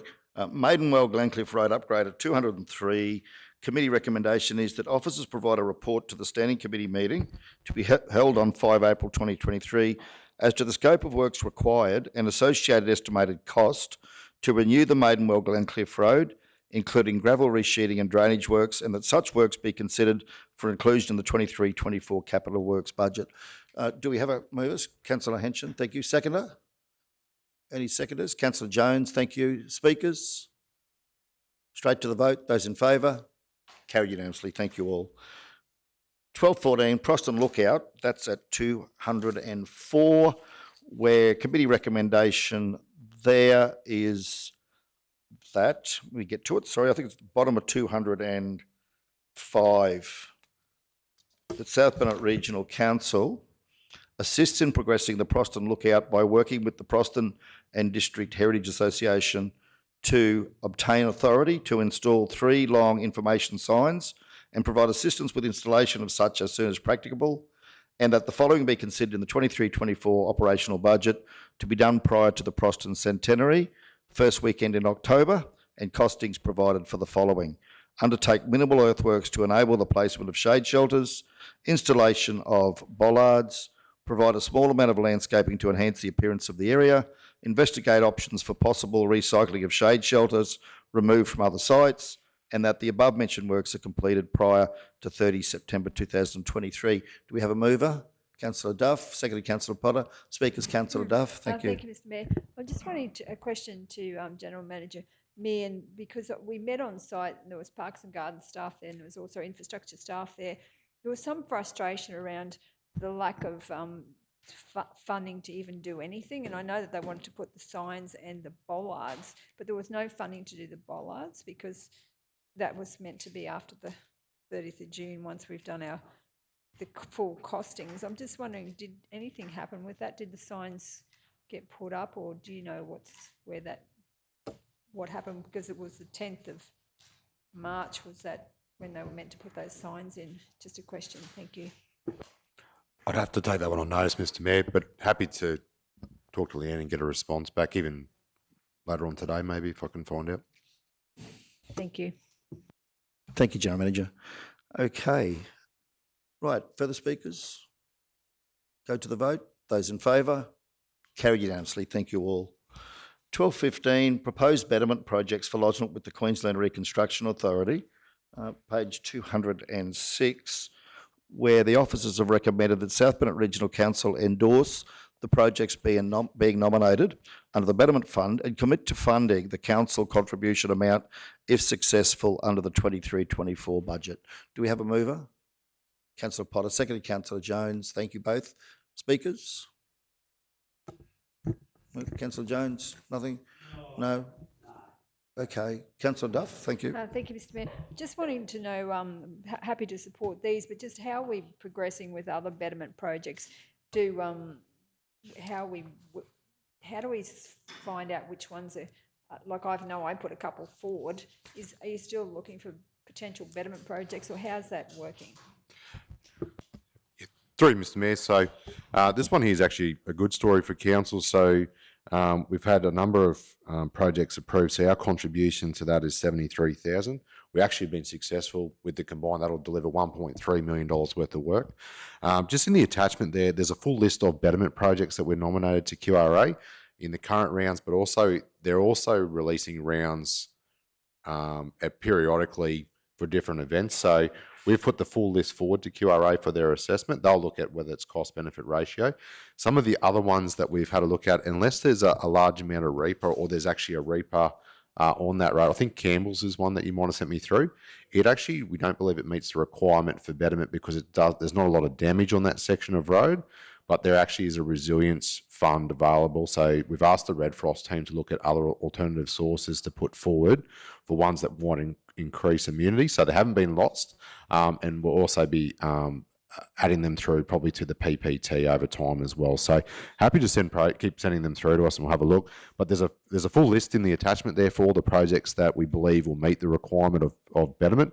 Whether or not we get any more money is a different story, but at least we keep submitting and see what we can get. So so that's, yeah, it's interesting. Not every project, I didn't know until we had explained to me the other day, if you want an upgrade for a road, doesn't mean it's necessarily a betterment, because it may not be preventing a damage, but it might be increasing the immunity of the road. That's a resilience fund as well. So, but we are actively pursuing. Thank you. Thank you, GM. Councillor Jones. Yeah, I will. Sorry, Mr Mayor, I should have, I was sitting here. I want to make mention to Kev Searle, Manager for Infrastructure, and all the other staff that are over there. As Aaron just indicated, at a cost of $73,000 to the ratepayer, we're going to achieve $1.275 million of works in our road network. So can I, through you, Mr Mayor, ask the GM to take back a congratulations to Kevin, the staff, whoever's been involved in that, because that's an unbelievable outcome. So there's reaper work of $544,000 and betterment funding and all that sort of stuff, $730,000. With a council contribution of $73,000 to achieve a total of $1.275. I think that's well worth noting, so well done. Thank you, Mr Mayor. I'm happy to pass on the stuff. I'll just note there for council that Williams is not officially approved yet, but it is working its way through the process. So we have listed that through. We're hopeful of a positive outcome for that road. So that's why we've listed it. Thank you, GM. Further speakers? To the vote. Those in favour? Carried unanimously. Thank you all.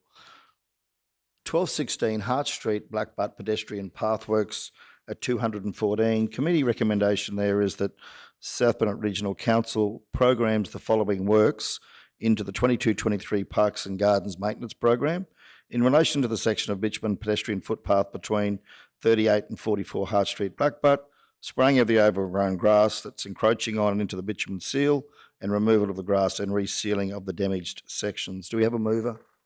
Councillor Jones, a seconder. Councillor Henson, thank you both. Speakers? To the vote, those in favour? Carried unanimously. Thank you all. 1217 Mergan Footpaths, that one's at 215, where the recommendation from the committee meeting is over on, 216. The South Bennett Regional Council proceeds to upgrade the pedestrian pathway on Krebs Street, Mergan, for a small section north of Stephen Street, from the current dilapidated bitumen path to a new concrete path, added to the forward planning for the 23-24 capital works budget. Do we have a mover? Councillor Duff, seconded Councillor Potter. Thank you both. Speakers? Happy to go to the vote. Those in favour? Carried unanimously. Thank you all. 1218 is Mergan Drainage at 217, where again the committee has recommended that South Bennett Regional Council meets with the Cobb Street South residents to work out a plan for the curb and channelling at the northern end of Cobb Street South, and does a costing to consider as part of the budget deliberations for the 23-24 capital works program. Do we have a mover? Councillor Duff, seconded Councillor Jones. Thank you both. Speakers? Straight to the vote. Those in favour? Carried unanimously. Thank you all. 1219 chemical applications used on council's roadside vegetation maintenance program. That's at 218, where the recommendation is that South Bennett Regional Council investigates options for vegetation control on roadside infrastructure, including mowing technology used in the horticulture industry, if applicable, and seeking advice from a suitably qualified agronomist, liaising with representative landholders, and considering programs implemented by neighbouring councils, including Western Downs, and an update be brought back to the May Infrastructure, Environment and Compliance Standing Committee meeting. We have a mover, Councillor Henson, seconded Councillor Duff. Thank you both. Yep. Okay, so Councillor Jones has just got to quickly duck out. But any speakers on this one? No, happy to go to the vote. Are those in favour? Carried unanimously, and Councillor Jones did indicate that he would vote for, so we'll take that as carried unanimously. Is he allowed to do that, Mr. No, he can't. Sorry, no, he's not allowed to be. He's got to be in the room when he votes. Yes. It's unanimous, but it's 6-0. Yeah, thank you. Thanks, Mr. CEO. I get myself in trouble up here sometimes if you weren't here. Thank you very much. Okay, so now we'll move on then, Council, to 1220, application for a permit to occupy Lot A, AP 8220 along the reserve of Highsville Road, Marshland, adjacent to 2FY 2064. This one's at page 219, and there is a recommendation there. The South Bennett Regional Council advises the applicant that A, it supports the application for permit to occupy AAP 8220 as shown in attachment 1, and 2, delegates authority under section 257 of the Local Government Act 2009 to the Chief Executive Officer or their delegate to finalise any and all matters associated with the application, execute as Road Manager Part C, Form LA30, statement in relation to the application under the Land Act 1994 over state land for the proposed permit to occupy. And, okay, so that was that. And I think, is that it? Is that the resolution? Yes, it is. Okay, so there's the motion. Do we have a mover? Councillor Erkins, thank you. A seconder? Councillor Potter, thank you. Any speakers? Straight to the vote. Those in favour? Carried unanimously. Thank you all. Okay, up to 1221, application for the permanent road closure for an unnamed road off Macaulay Weir Road, southeast Nanango, page 223, where the committee has recommended the South Bennett Regional Council advise the applicant and the Department of Natural Resources and Mines that A, it does not support the application to permanently close the two unnamed road segments adjacent to the property 63 CSH 1389 as shown in attachment 1. 2, delegates authority under section 257 of the Local Government Act 2009 to the Chief Executive Officer or their delegate to finalise any and all matters associated with the application and execute as Road Manager Form Part C statement in relation to an application under the Land Act 1994 over state land for the proposed permanent road closure. Do we have a mover? Councillor Erkins, thank you. Secondly, Councillor Henshin, thank you. Any speakers? Councillor Jones. Yeah, Mr Mayor, through you to whoever can answer it, just the reasons behind the recommendation that we don't support it. Just wondering, I'm not 100% sure of the locations down there or what's going on, but usually we do look favourably upon them. There must be some reason. So, GM, if you can answer that for me, please. Yeah, through Mr Mayor. So those areas are adjacent to the waterway and I'll call it the foreshore or the recreational area there. So our intention at this stage is, while council's looking through to see what its future use is of that section, that we would oppose that and may consider in the future depending on what your usage. Thank you, GM. Further speakers? To the vote, those in favour? Carried unanimously. Thank you all. 1222, Council, recognition of traditional owners on town and village entry signage at page 225, where from the committee meeting it's recommended that South Bennett Regional Council consults with the Cherbourg Aboriginal Shire Council and the appropriate traditional owners with a view to placing culturally appropriate recognition of the traditional owners on the back of the South Bennett village and town entry signs. Do we have a mover? Councillor Duff, seconded Councillor Jones. Thank you both. Any speakers? Straight to the vote. Those in favour? Carried unanimously. Thank you all. Okay, that's section 12 completed. And I will point out for the community that we have debated many of these items quite a lot at our committee meetings. So please don't think as though they haven't been through a robust debate process. They have at the committee meetings. So the value of that is that when we come to these ordinary meetings, often there has been already debate so that we're much better informed to make a decision. 13.1 then, Anzac Day 23 at 2:26. And from the committee meeting, again, we have a recommendation there, which is over on, that's page 228, halfway down. It says that the following council representatives attend their respective ceremonies and carry out responsibilities as required on behalf of council, as presented there on pages 228, 229 and 230. Do we have a mover? Councillor Potter, thank you. A seconder? Councillor Jones. Speakers? Councillor Duff. Thank you, Mr Mayor. Since this committee meeting motion, I've actually been asked to attend the Mergen State School event, which is on the day before at 9 o'clock, and then I'm obviously attending the Proston one at 10:30. So I have spoken to the wreath organiser, and they're organising me a wreath, and I just think probably needs to be ratified through this process. So, Councillor, in the Mergen section, are you saying that there's on the day, there's a... It's the day before. It's the day before. It's school one at 9 o'clock, yes. So it would be then on the 24th? Yes. Of 24th of April, 2023, and that is a service at the Mergen State School? State School. Right. And what time? 9 o'clock. 9 o'clock? Okay. And your role would there to be attend and lay a wreath? And lay a wreath, yes. Okay. Mr CEO, I might just go to you. Can we include that into the schedule and then have that moved? Yeah, thank you, Mr CEO. So we'll take that, we'll include that in the schedule and have that now as part of the motion which has been moved and seconded with the leave of the meeting. Everyone comfortable with that? Yep. We'll go to Councillor Potter. Thank you. Yes, sorry, Councillor Potter. I'm getting lost here. You're forgetting my name today. Yeah, well, if that's the case, the same as Councillor Duff, I've been invited to the Tobinga State School on the 24th to attend the service and lay a wreath as well.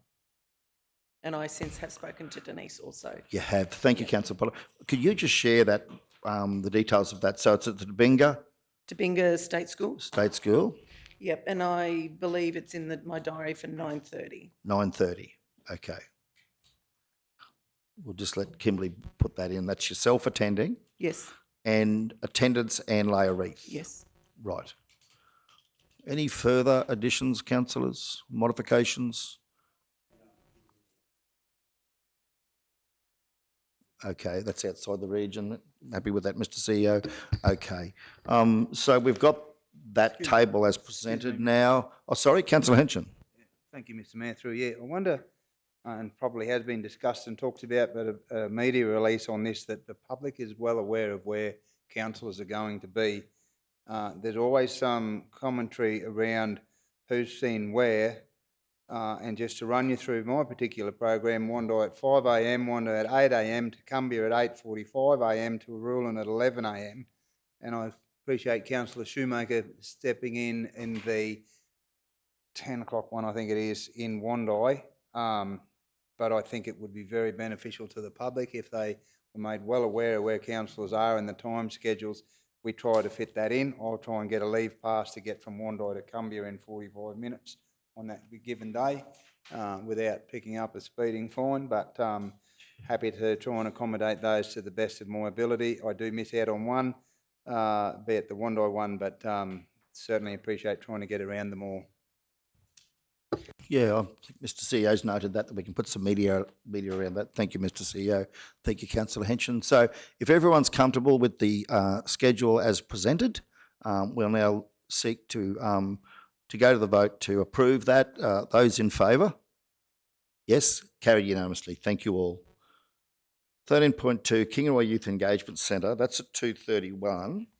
And the recommendation from the committee there is that South Bennett Regional Council engages with our Youth Council and interested community members to form a working group with the view to establish a youth engagement centre, noting that the Youth Council may wish to recommend naming the proposed centre in keeping with its objectives.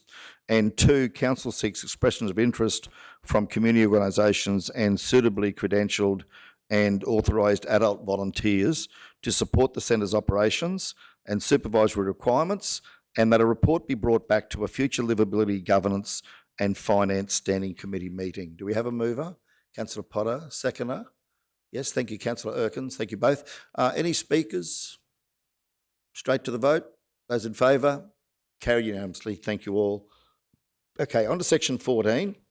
14.1 is compliance enforcement on burning in residential areas at 2:32. Okay, so the committee recommendation there is that South Bennett Regional Council run an education program explaining local law 3 and subordinate law 3 to the community, targeting lighting and maintaining fires in rural residential and residential areas, and explaining ramification of non-compliance. You have a mover, Councillor Duff, a seconder? Councillor Potter, thank you both. Any speakers? Straight to the vote. Those in favour? Carried unanimously. Thank you all. 14.2, establishment of a fire break in the rear of properties in Grant Crescent, Wandai at 2:33, where again the committee recommendation is that South Bennett Regional Council enters discussions with the state government regarding the establishment of a fire break for properties fronting onto the western side of Grant Crescent, Wandai. Do we have a mover? Councillor Henson, thank you. Seconded, Councillor Duff. Thank you both speakers. To the vote, those in favour? Carried unanimously, thank you all. On to section 16, Council. 16.1, SBRC 222308, Parks and... Oh, sorry, we've done that, haven't we? That's right, I forgot to tick it off on my list. Okay, 16.2, renewal of Mergen Jubilee Swimming Pool Management at 238. Okay, So the recommendation there, council, is that council advertises the management of the Mergen Jubilee swimming pool via the tender portal for a further 3 years. Do we have a mover? Councillor Duff, seconder. Councillor Potter, thank you both. Speakers? Straight to the vote? Yep, those in favour? Carried unanimously. Thank you all. 16.3, removal of tree in McAllister Street, Mergen. 239, committee recommendation there at the bottom of 239 is the South Burnett Regional Council undertakes community consultation as to the removal of the hoop pine tree in front of the Mergen Ancient Songbird Centre in McAllister Street, Mergen, obtains quotes to have the tree removed, provides a report to the Standing Committee meeting in July 23, and council liaises with community organisations regarding utilising the timber from the hoop pine tree. Do we have a... Sorry, Mr CEO. Just thank you. a question with regard to the last stop point. So if we're undertaking a community consultation, should the last stop point, I didn't change it when it came up, so I didn't change the intent of the committee. Council liaises with community organisations regarding utilisation of timber from hoop pine tree. Should it be agreed to be removed, or are we accepting it's being removed? Should be agreed. So just would need an addition. Should it be agreed to be removed? Yeah. And then that way it's not preempting, because it just seemed in contradiction with the first point. Why, if we're going to take it out, well, then it would be an change consultation to information. This is why we're taking it out, just as a query. Very good point. Thank you, Mr CEO. Councillors, okay, so we'll seek a mover. Yep, Councillor Duff, seconded Councillor Potter. Thank you both. Any speakers? Councillor Shoemaker. Mr. Mayor, I've driven down McAllister Street and I've had a look at the hoop pine. I'm probably struggling to understand what the problem actually is with the hoop pine. And I'm a bit nervous about actually removing such a historic tree, such an old tree. I understand there may have been some concerns raised about it dropping limbs. And I guess I'm probably seeking more information in regards to this one before we go ahead and have that community consultation period. I'm mindful to take down a tree like that in its location would be complex and costly, and I'm just wondering what value it actually offers. So Councillor Duff perhaps has more information. Thank you, Councillor Duff. Thank you, Mr. Mayor. To you, Mr. Mayor. This was raised at the Mergen Business and Development Association that I progressed this. The concern was safety issues with the branches, but also I think the other concern is that it's right near that Songbird Centre too, and I think there was concern about storms and the risk of probably smashing that building as well. But it was more about the safety of the. Oh, it's right over the top of the footpath and branches falling down. And I know that Manager Leanne was looking at perhaps doing even taking half of it back and making it a lot smaller tree and making, cutting the branches back, but also reducing the size of it. But the Mergen Business Association just suggested just removing it in its entirety. So that's where that's come from. And that's why I've put it forward on their behalf. Thank you, Councillor. Councillor Erkins, next. Yep, thank you. Thank you. I'm also concerned about the tree coming down. Those trees actually live to about 450 years, and I believe that one's about 80 years old now. And I just think it would be a shame. It's, I would think it would have some historic significance to the town, and definitely I'm against cutting it down for sure. The community consultation, I'm pretty concerned about community consultation. I've expressed that before. I'd like to know that if we are going to do community consultation, it is definitely true consultation with the whole community and not just the business association.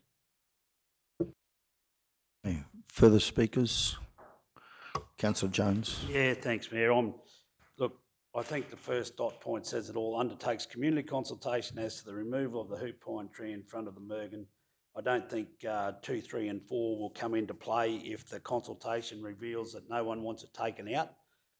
Totally agree with Councillor Erkins and Shoemakers in regards to that. I appreciate Councillor Duff bringing it to the table for conversation. So I think I'm happy to go out and do, as Councillor Erkins indicated, true and genuine community consultation, not just the people that have brought it forward. We get right across the whole community, try and make a concerted effort to ask everybody that's interested in making comment on that tree. And if we get that community consultation is agreeable that they want it taken out, I guess we can work around that or do something along those lines. But if they say, no, leave it there, yeah, we'll let the community speak, I think. But true and genuine community consultation will be the key to that.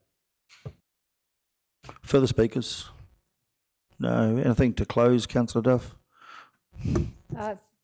Thank you, Mr Mayor. I think that as Deputy Mayor Jones has suggested, community consultation, as long as it's robust, as Councillor Erkins has suggested, then we would get hopefully a true indication of what the community actually wants to see happen, and then we can make a decision from there. Thank you, councillors. Let's go to the vote. Those in favour? Okay, carried unanimously. Thank you all. 17.1, Mergen Vic at page 240, where the committee has recommended that the South Burnett Regional Council consults with the Mergen Business and Development Association Incorporated and community groups prior to considering any changes to the Visitor Information Centre in Mergen, and a report be brought back to the June Livability, Governance and Finance Standing Committee meeting. Do we have a mover? Councillor Duff, and a seconder. Councillor Potter, thank you both. Speakers, Councillor Duff. Thank you, Mr Mayor. I'm very passionate about this. I think that we really need to consult with the Mergen Business Association and the community about what the future of the Visitor Information Centre. Over the years, we've had discussions about the potentially, you know, shifting the Visitor Information Centre and all sorts of things. There's a real belief that the community, and particularly the business community, put that from historically actually believe that they own that centre really, because they put it there, helped to build it. There's a whole history around it, and so I'd hate to think that council would jump in and make a decision without really heavily consulting with particularly the Mergen business people who have skin in the game. It really affects what happens to that whole CBD precinct. And yeah, there's a lot of sort of anxiousness in the community about what happens with that Visit Information Centre and potentially the Songbird Centre and the Mergen Dairy and Heritage Museum, and where that sits as far as being a potential Visitor Information Centre, and what the future holds with the one in the actual CBD Lamb Street there. It's it's got a lot of history.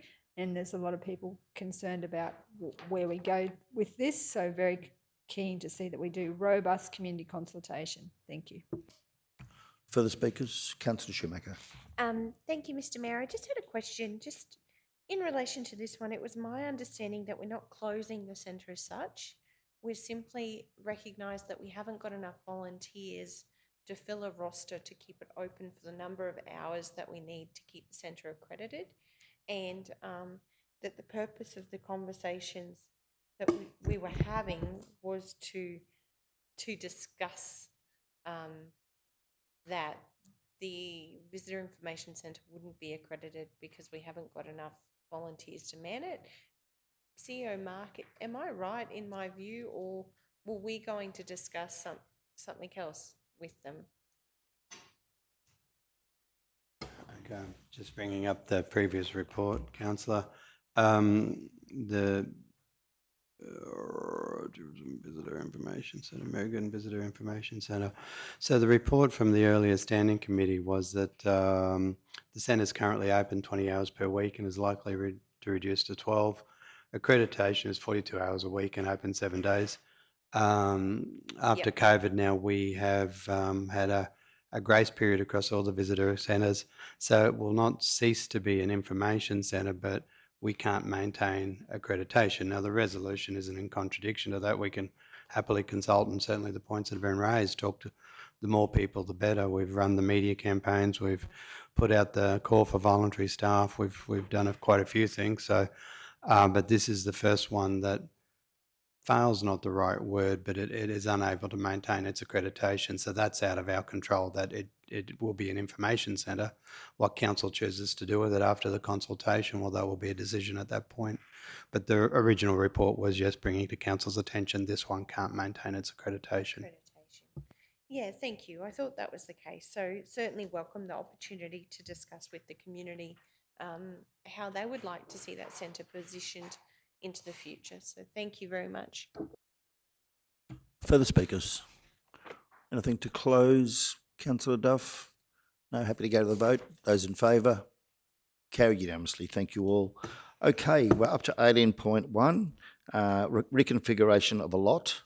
It is at page 241, where the recommendation there, and I might just perhaps clarify, so this is reconfiguration of lot one lot into 2 lots at 64 Boat Mountain Road, Mergen, described as lot 6 on SP 298256. The applicant is J. Capeney, care of ONF Surveyors, and the officer's recommendation is that the application be approved subject to the council conditions and adopted infrastructure charges notice attached to this decision notice. And the all of those conditions are listed there at the bottom of page 241, across onto 242, 243, and 244. So I might put those forward as presented, Council. Do we have a mover? Councillor Jones, seconded Councillor Duff. Thank you both. Speakers? Councillor Jones, thank you. Yeah, thanks, Mayor. No, nothing else other than the recommendation simply states that it be approved subject to council conditions, and they're all listed there and straightforward. So if the applicant wishes to meet all those conditions, I'm happy to put the resolution forward. Thank you, Councillor. Any further speakers? Straight to the vote. Those in favour? Carried unanimously. Thank you all. Council, the next item is 19.1, cash reconciliation. It's a question on notice, and it's at page 273. I'll just get that one up. And the question was, following question on notice was received from Councillor Kirsty Shoemaker. Question was, 1, what cash have we spent in the term of council? 2, how much have we put back into the bank? And 3, can an updated cash reconciliation following the second quarter review at 31 December 22 be provided? So the response is provided there, Council, as seen at the bottom of page 273. And the recommendation over on 275 is that the response to the question regarding cash reconciliation raised by Councillor Shoemaker be received and noted. Do we have a mover? Councillor Shoemaker, thank you. Seconder? Councillor Duff, thank you both. Any speakers? You comfortable with the response? Councillor Shoemaker, thank you. I think it's a very comprehensive response, and I just think it's so important that we're across what our cash balance is. If I'm reading the report correctly, it seems since this term of council to date, there hasn't been a giant shift in cash. We seem to be maintaining a very similar level of cash, which is good to see, particularly when you see month by month we can draw down and then we draw back up depending on our operations. So I just think it's a very important report for council to be aware of, and really do appreciate the work the finance team does to be so transparent with this information, particularly in the lead up to the budget. Thank you, GM Susan. Thank you, General Manager. Yeah. Thank you. Through you, Mr Mayor. Thank you. I appreciate those comments, Councillor, especially I just want to recognise Manager Kerry Anderson there. She is absolutely punching above her weight there as far as accuracy and the information she's provided. I do have additional information, and the work that she has put into this report is it's been quite comprehensive. Kerry has followed up with a 3-year report here about our cash reconciliation as well that I will provide to all councillors. I will email after this just for councillors' information as well. But I do appreciate you recognising Kerry, because she's doing a great job. Thank you. Yeah. Okay, thank you all. Is there any further speakers on this one before we go to the vote? Those in favour? Carried unanimously. Thank you all. Council, we'll now move on to section 20, which is the confidential section. And the recommendation is there, shown at the top of 277, that council considers the confidential reports listed below in a meeting closed to the public in accordance with section 254J of the Local Government Regulation 2012. So we've got 20.2, financial hardship rates application assessment number as stated, considered to be confidential under section 254J-D of the Local Government Regulation. We've then got 20.3, renewal of Blackbutt and Proston pool management, considered to be confidential under section 254J-G of the Local Government Regulation. And we then have 20.1, which is requesting a special payment arrangement for an outstanding assessment number as stated there on page 277. And that, I think, Mr. CEO, would be under section 254J-D of the Local Government, similar to 20.2. So, Council, that's the recommendation. Do we have a mover? Councillor Mr. Shoemaker, Mayor, sorry. Just was remiss of me to not note at the beginning of the meeting, in terms of a conflict of interest, I would like to step out of the meeting for item 20.2. My sister-in-law is actually a swimming instructor and works for the current manager at the pool. She is also a business partner of mine. And so I just feel it would be best if I step out of the room and not get involved in that decision. Thank you, Councillor. So would that include the confidential motion, Mr. CEO? Yeah. This one at hand? The one at hand is a procedural motion to move in, so it would be fine. But yeah, certainly the discussion and so Mayor, whether we wanted to leave 20.2 to the very end and then deal with the discussion, and then while the councillor's still out of the room, once we move back into close, save the ins and outs. Thank you, Mr. CEO. Thank you, Councillor Shoemaker. So we'll note that in relation to the Blackbutt pool management. Thank you, Kimberly. So we've got the procedural motion there, councillors. We'll now seek a mover for that, a mover that we go into confidential on those items. Councillor Henson's moved. Councillor Potter has seconded. Thank you both. Let's go to the vote. Those in favour?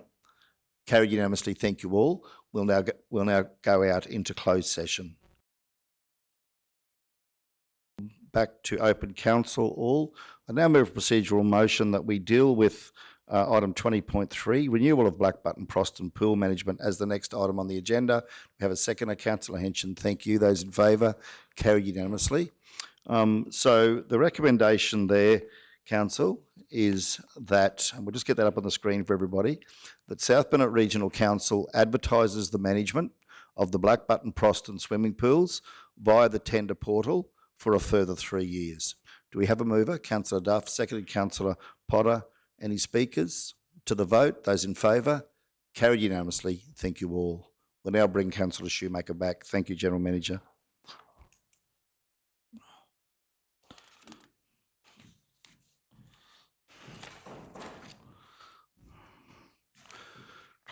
Okay, Councillor, the next item on the agenda would be then 20.1. It relates to a financial hardship rates application, assessment number 20606-50-30.